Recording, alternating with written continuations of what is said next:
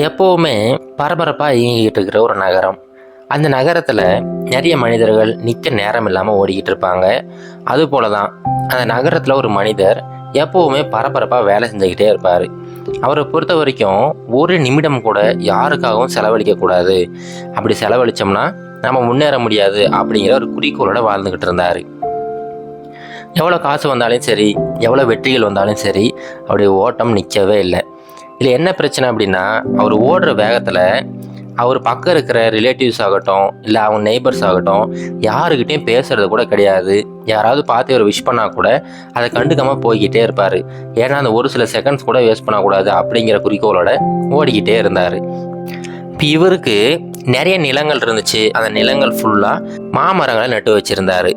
ஒரு சமயம் என்னாச்சுன்னா, ஒரு மாமரம் நிறைய மாம்பழங்களோடு இருந்துச்சு. இவர் அந்த வழியாக போய்கிட்டு இருக்கும்போது அதன் அடியில் ஒரு வயதான பெரியவர் உட்காந்துருக்கிறத பார்க்குறாரு. யாராக இருக்கும் அப்படின்னு சொல்லிட்டு போய் விசாரிக்கலான்னு போகிறாரு. அவர் ரொம்ப தூரம் நடந்து வந்தவர். அவர் என்ன சொல்கிறாருன்னா, ஐயா, நான் ரொம்ப தூரம் பயணித்து வந்திருக்கிறேன், எனக்கு ரொம்ப பசியாக இருக்குது, உங்கள் மாமரத்துலேருந்து ஒரே ஒரு கனியை மட்டும் கொடுப்பீங்களா அப்படின்னு சொல்லிட்டு கேட்குறாரு. அதுக்கு இந்த மனிதர், இங்கே பாருங்கள், உங்களுக்கு வேணும்னா நீங்கள் போய் காசு கொடுத்து வாங்கிக்கோங்க, எங்கிட்ட தான் கேட்கக்கூடாது அப்படின்னு சொல்லிட்டு அவர் அங்கேருந்து அனுப்பி விட்டுறாரு. இப்படியே காலங்கள் கடந்து போகுது. இவர் கொஞ்சம் கொஞ்சமாக இவருடைய பணத்தை பெருக்கிக்கிட்டே போகிறாரு. எந்த அளவுக்கு இவர் பணம் பெருகுதோ அதே மாதிரி மக்கள் இவர்கிட்ட இருந்து விலகிற தூரமும் அதிகரிச்சுக்கிட்டே போயிட்டு இருக்குது. பெரிசா வீடு கட்டிட்டாரு. ஆனால் அந்த வீட்டில் இவர் மட்டும்தான் இருந்தார். அங்கே வேலை செய்கிற ஆட்கள் கூட இவர்கிட்ட சரியாக பேசுறது கிடையாது. இவர்கிட்ட பேசணும் அப்படின்னாவே ரொம்ப பயத்தோடு இருந்தாங்க. அப்போது திடீர்னு ஒரு வருஷம் மழைப்பொழிவு ரொம்ப குறைவாயிடுச்சு. இதனால எல்லா இடங்கள்லையும் வறட்சி அதிகமாகிட்டே போயிட்டு இருக்கு. நிறைய நிலங்களில் போட்ட எல்லா பண்ணையுமே அப்படி காஞ்சி போயிடுச்சு. இப்போ மக்கள் எல்லாருமே என்ன பண்ணுறதுன்னு தெரியாமல் சாப்பாட்டுக்கு வழி இல்லாமல் தெரிஞ்சுக்கிட்டு இருந்தாங்க. ஆனால் இந்த மனிதர் மட்டும் அவருடைய வீட்டு பக்கத்தில் ஒரு பெரிய குடோன் வச்சுக்கிட்டு அதனுள்ளார எல்லா தானியங்களும் அடுக்கி வச்சுருந்தாரு. இப்போ அந்த மக்களில் ஒரு சிலர் வந்து இவர்கிட்ட, ஐயா, இப்போ நிலவரம் உங்களுக்கு கண்டிப்பாக தெரியும், ஊரில் ரொம்ப பசியும் பட்டினியுமா இருக்கும், நீங்கள் வச்சிருக்கிற அந்த தானியங்களை கொஞ்சம் கொடுத்து உதவினீங்கன்னா ரொம்ப நல்லா இருக்கும் அப்படின்னு சொல்லிட்டு வந்து கேட்குறாங்க. ஆனால் இந்த சமயத்தில் கூட இவருக்கு மனசு இறங்கவே இல்லை. இங்கே பாருங்கள், அது எல்லாத்தையுமே நான் கஷ்டப்பட்டு சம்பாதிச்சது, கஷ்டப்பட்டு நான் உழைச்சி அந்த தானியங்களை உருவாக்கியிருக்கேன், அதை நீங்கள் கேட்ட ஒன்றுலாம் கொடுத்துட முடியாது, தயவு செஞ்சு இங்கேருந்து கிளம்பி போயிடுங்க அப்படின்னு சொல்லிட்டு அவங்களையுமே அங்கேருந்து போக வச்சிடுறாரு. அங்கே இருக்கிற எல்லா மக்களும் ரொம்ப மன வருத்தத்தோடு அங்கேருந்து போயிடுறாங்க. இப்போது அந்த பஞ்சம் அப்படிங்கிறது தொடர்ந்துக்கிட்டே இருக்குது.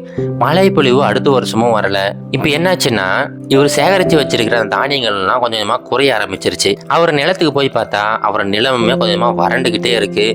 அங்கே இருக்கிற மாமரங்கள் எல்லாமே கொஞ்சம் கொஞ்சமாக காஞ்சிக்கிட்டு வருது. என்ன பண்ணுறதுன்னு தெரியாமல் நிறைய மனிதர்களை கூப்பிட்றாரு. நிறைய எக்ஸ்பர்ட்ஸ்லாம் கூட்டிகிட்டு வந்து என்னென்ன மருந்து கொடுக்கலாம், என்னென்ன பண்ணலாம் அப்படின்னு சொல்லிட்டு நிறைய ஆராய்ச்சிகளை பண்ணிக்கிட்டே இருக்கிறாரு.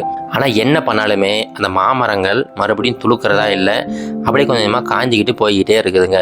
இது எப்படி இருக்குன்னா, அந்த நிலம் இருக்குது பார்த்தீங்களா, அந்த நிலமே இவரை கைவிட்ட மாதிரி ஆயிடுச்சு. இவரும் எவ்வளவோ முயற்சி பண்ணி பார்த்துட்டாரு. ஆனால் என்ன பண்ணாலும் அந்த மாமரங்களை காப்பாற்றவே முடியல. கிட்டத்தட்ட எல்லா மாமரங்களும் அப்படியே காஞ்சி போயிடுச்சுங்க. இப்போ இவளுக்கு ரொம்ப வருத்தமாயிடுச்சு. என்னது இது, நம்ம என்ன தவறு செஞ்சோம், ஏன் இந்த மாதிரி ஆகுது அப்படின்னு சொல்லிட்டு ஏகப்பட்ட கேள்விகள் அவர் மனசுக்குள்ளார வந்துக்கிட்டே இருக்கு. சரி, இதுக்கு எப்படியாவது தீர்வு கண்டுபிடிக்கணும் அப்படின்னு சொல்லிட்டு அந்த ஊர்லேயே இருக்கிற ஒரு வயதான மனிதர்கிட்ட போயிட்டு ஆலோசனை கேட்குறாரு. ஐயா, இந்த மாதிரி என்னுடைய நிலத்தில் இருக்கிற எல்லா மாமரங்களும் இறந்து போயிடுச்சிங்க, நானும் எவ்வளோ முயற்சி பண்ணி பார்த்தேன், ஆனால் என்ன பண்ணாலும் காப்பாற்ற முடியல, நான் எந்த தவறும் செய்யலை, நான் யாருக்கும் எந்த கெடுதலும் பண்ணலை, ஆனால் எனக்கு மட்டும் ஏன் எப்படி நடக்குது அப்படின்னு சொல்லிட்டு அந்த வயதான மனிதர்கிட்ட இவர் புலம்பிக்கிட்டே இருக்கிறாரு. உடனே அந்த வயதான மனிதர் சொல்கிறாரு, இங்கே பாருப்பா, நீ சொன்னது சரிதான், நீ எந்த தவறும் செய்யலை, அதே மாதிரி நீ யாருக்கும் எந்த நன்மையுமே செய்யலை.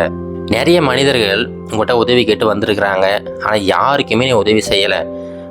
உங்கள்கிட்ட இருக்கிறதுல கொஞ்சம் கொஞ்சம் கொடுத்து உதவி இருந்தால் அது உனக்கு திரும்ப வந்திருக்கும். இந்த கர்ம பலன் அப்படிங்கிறது எங்கேயும் ரொம்ப தூரத்துலாம் கிடையாது. நீ என்ன பண்ணுறியோ அது வந்து ஒரு கண்ணாடி மாதிரி மறுபடியும் ரிஃப்ளெக்ட் ஆகி உங்கள்கிட்டயே வந்துக்கிட்டு இருக்கும். உங்கள்கிட்ட இருக்கும்போது நீ யாருக்கும் கொடுத்து உதவலை, இப்போ உங்கள்கிட்ட இருக்கிற செல்வங்கள் குறைஞ்சிக்கிட்டே வருது, இந்த சமயத்தில் மட்டும் நீ உதவி எதிர்பார்க்குறிய, இது எப்படி சரியாகும் அப்படின்னு சொல்லிட்டு இந்த மனிதர் செய்த அந்த தவறை இவர்கிட்ட உணர்த்துறாரு. அப்போ தான் அந்த மனிதருக்கு புரியுது, இவ்வளோ காலங்களாக ஏகப்பட்ட செல்வங்களை சேர்த்து வச்சின தவிர எந்த மனிதர்களையும் நான் சேர்த்து வைக்கலையே அப்படின்னு சொல்லிட்டு அவர் செஞ்ச தப்பை உணர்றாரு. அதுக்கப்புறம் வீட்டுக்கு போனதுக்கப்புறமா அவர்கிட்ட இருக்கிற எல்லா விஷயங்களையுமே ஒவ்வொருத்தருக்காக கொடுத்து உதவி செய்கிறாரு. இப்படியே ஒரு சில மாதங்கள் கடந்து போகுது. மறுபடியும் அவர் நிலத்து பக்கம் நடந்து போய்கிட்டு இருக்கிறாரு.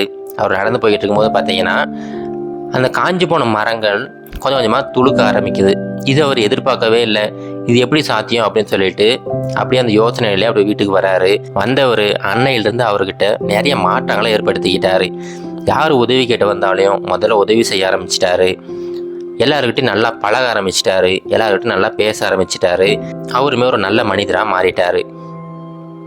இப்போது அந்த கதையில் வர்றது போல தாங்க, நாம் இந்த கர்ம பலன் அப்படிங்கிறது எங்கேயோ தூரமாக இருக்குது, நம்ம இறந்ததுக்கப்புறம் நடக்க போகுது, அடுத்த ஜென்மத்தில் நடக்க போகுது அப்படிங்கிற மாதிரி நிறைய யோசனைகளோடு வாழ்ந்துக்கிட்டு இருப்போம். ஆனால் அது எதுவுமே உண்மை கிடையாதுங்க.